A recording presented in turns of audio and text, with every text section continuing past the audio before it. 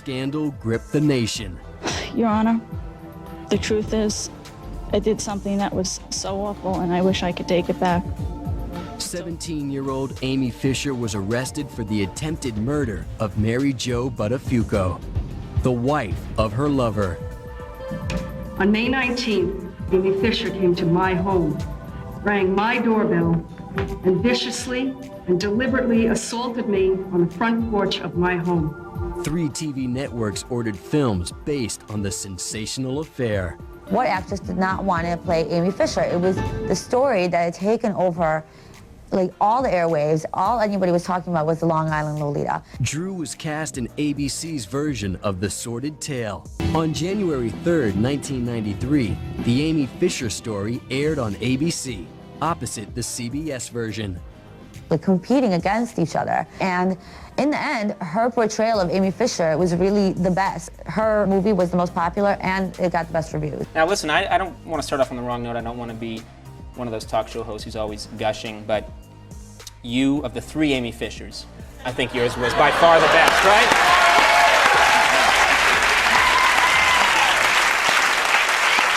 No, it was very funny. It was cool. Now I gotta ask you, did you, a lot of actors, when they're preparing for a role like that with a killer or a murderer, they actually go and meet the person in prison. Did you do that? Because I know...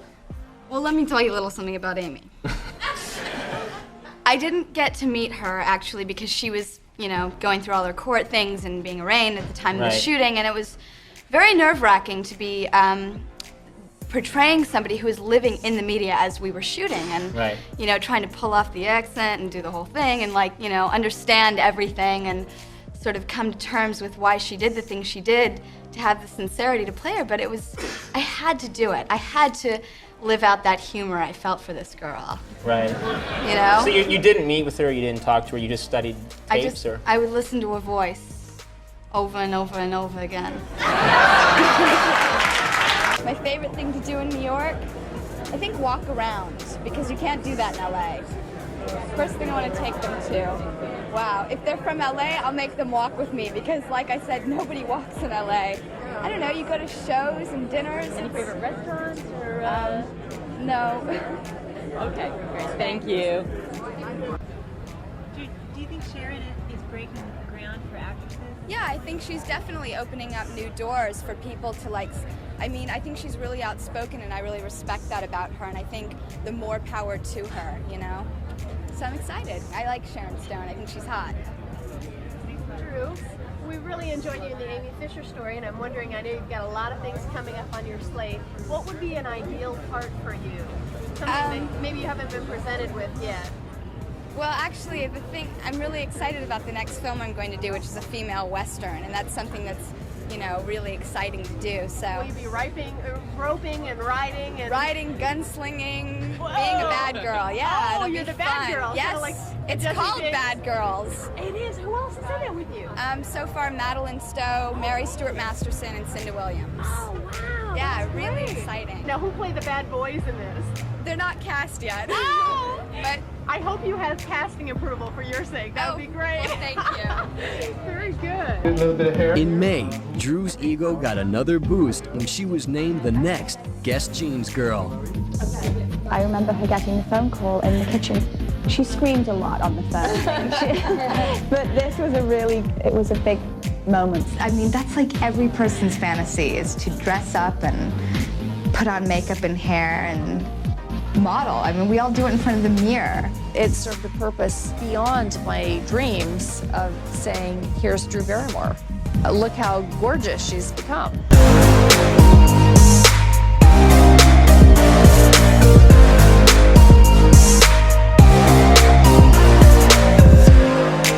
You know, I don't think that is one of the things I've done. Everything else, yes. Tailpipe, no. No tailpipes. Yeah, no. Not on the bucket list. No, I spray painted an ex-boyfriend's car. Oh, really? Yeah. Solid. It was really fun. We like blasted Cypress Hill and Like gangsters. yeah. It was like I don't know, mid-90s, late 90s. Yeah. What'd we you felt paint on it? so baller. A lot of really horrible things that would not seem like me. Like, Really? Yeah, it wasn't like, you screwed me over, you. It was like, you know, anarchy and black flag and, you know. Really? And then he called me crying like a little bitch. And he said, you wouldn't have done this, would you have? And I was like, no. And it was really gratifying. And Wow. now he knows it's me. Yeah. Oh, now this is just now finding out. Well, it's time. Yeah. Wow, that's hardcore. I thought if I went like the anarchist route, he would never know it was me. Was that your idea, or did you have a friend who would get you into that I kind went of with stuff? my girlfriend, Justine. And we were young, and we felt so cool driving up the canyon in my Ford Bronco, blasting Cypress Hill. It was such a moment. Yeah, I bet. Yeah, it's like Fast it Times. was worth the phone call I might get sometime soon.